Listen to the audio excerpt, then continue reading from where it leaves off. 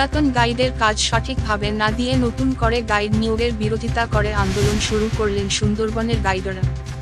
সজনেখালিতে মঙ্গলবার সকাল থেকেই কর্মবিরতি পালন করে বিক্ষোভ আন্দোলনে সামিল হয়েছেন প্রায় 50 জন গাইড। এদিন সকাল থেকে কোন পর্যটকদের লঞ্চ বা বোটে উঠছেন না গাইডরা। বিক্ষোভ দেখাচ্ছেন সজনেখালি পর্যটন কেন্দ্রে। বিক্ষোভকারীদের দাবি সারা বছর ধরেই তারা সেভাবে কাজ পান না, দিনে 5-7 জন করে কাজ পান, এই সিজনেও সেভাবে কাজ নেই। এদিকে বন দপ্তর নতুন করে শতাধিক গাইড নিয়োগ করছে। আমরা মূল পয়েন্টটা এখানে আমরা চেয়েছিলাম এবং অনিয়মভাবে গাইড নিয়োগ হচ্ছে। আমরা চাইছি যে আমরা যারা এখানে আছি আমরা সারা বছর কোনো কাজ পাই না। আমাদের প্রথম দাবি হলো আমাদের সারা বছর কাজ দেওয়া হোক, ওরা যত খুশি গাইড নিক, আমাদের কোনো আপত্তি নেই। কিন্তু আমরা যারা এখানে আছি এর ওপর বেস করে তাদেরকে আমাদের এখানে রুজি রোজগার হয় না।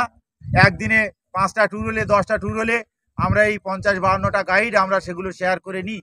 কিন্তু এখন যে পজিশন হয়েছে 180টার মতো গাইড নিয়োগ হচ্ছে বিভিন্ন জায়গা থেকে।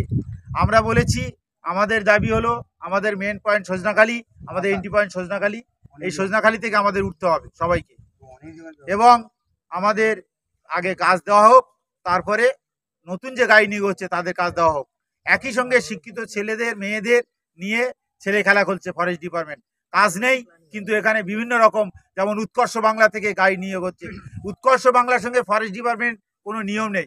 উৎকর্ষ বাংলা আমরাও ভেটেরিনারি গাইড হিসেবে আমরা কিন্তু ট্রেনিং দিয়েছিলাম, কিন্তু এখানে আমাদের সেখানে কোনো মূল্য দেওয়া হয়নি। আমরা এখানে এসডি অফিস থেকে আমাদের যে ড্রেস দিয়েছিল, ব্যাগ টুপি, তারা বলেছিল গভর্নমেন্ট থেকে তোমরা একটা কাজ করছো, একটা ছবি তুলে আমাদের কাছে পাঠাও।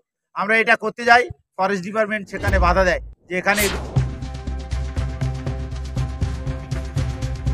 আগে যেখানে শুধুমাত্র সজনেখালি পয়েন্ট থেকেই সুন্দরবন ভ্রমণের এন্ট্রি হতো, ফলে এখন থেকেই পর্যটকদের সাথে গাইড রওনা দিতে পারত।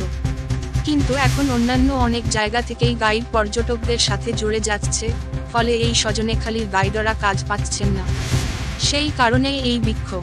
তাদের দাবি তাদের কাজ নিশ্চিত করে নতুন গাইড নিয়োগ হোক।